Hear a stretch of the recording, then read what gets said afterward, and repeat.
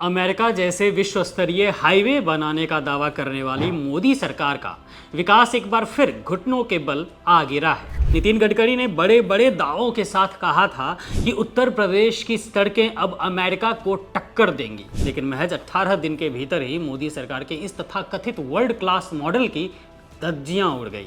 4200 करोड़ रुपए की भारी भरकम लागत से बना महज 63 किलोमीटर लंबा लखनऊ कानपुर एक्सप्रेसवे अपनी पहली ही परीक्षा में पूरी तरह फेल हो गया।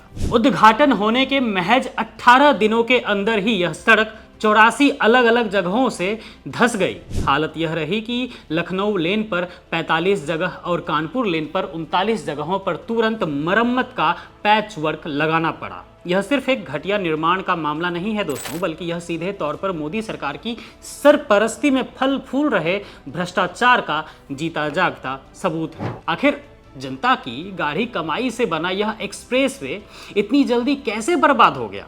इसका जवाब निर्माण करने वाली कंपनी के रिश्तों में छुपा है। इस सड़क का ठेका दिया गया था पीएनसी इंफ्राटेक को 2022 में, जिसके मालिक कोई और नहीं बल्कि भाजपा सांसद नवीन जैन के भाई प्रदीप जैन हैं। अपने चहेतों और नेताओं के करीबियों की जेबें भरने के लिए जनता के 4200 करोड़ रुपए सीधे पानी में बहा दिए गए।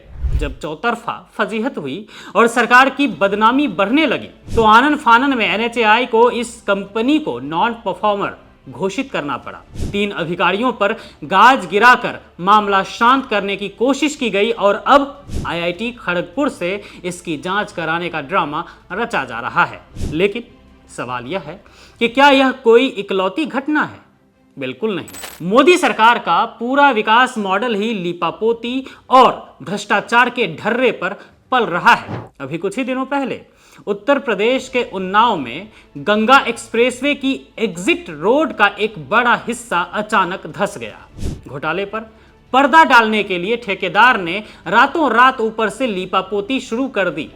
यह वही एक्सप्रेसवे है जिसका बड़े ही धूमधाम से 36,230 करोड़ की लागत के साथ प्रधानमंत्री नरेंद्र मोदी ने उद्घाटन किया था। लेकिन एक ही महीने में सड़क की ऐसी दुर्दशा हुई कि उसके वीडियो सोशल मीडिया पर वायरल होने लगे।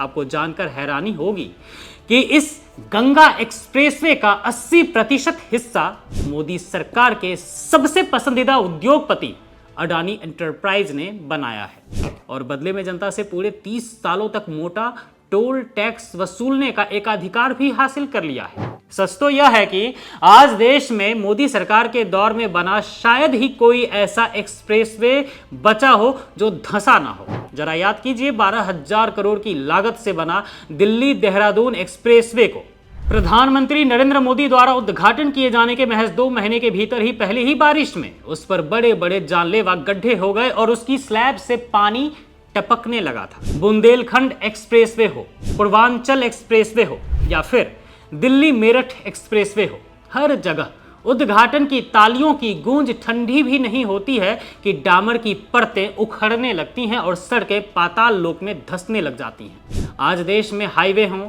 एक्सप्रेसवे हों, पुल हो या रेलवे स्टेशन की छतें हों या फिर किसी भी एयरपोर्ट की छत हो, हर सरकारी निर्माण ताश के पत्तों की तरह ढह रहा है। इससे साफ जाहिर होता है कि मोदी सरकार की नीतियां देश की बुनियादी विकास के लिए नहीं बल्कि अपने पूंजीपति मित्रों और करीबियों की तिजोरियां भरने के लिए बनाई जा रही हैं।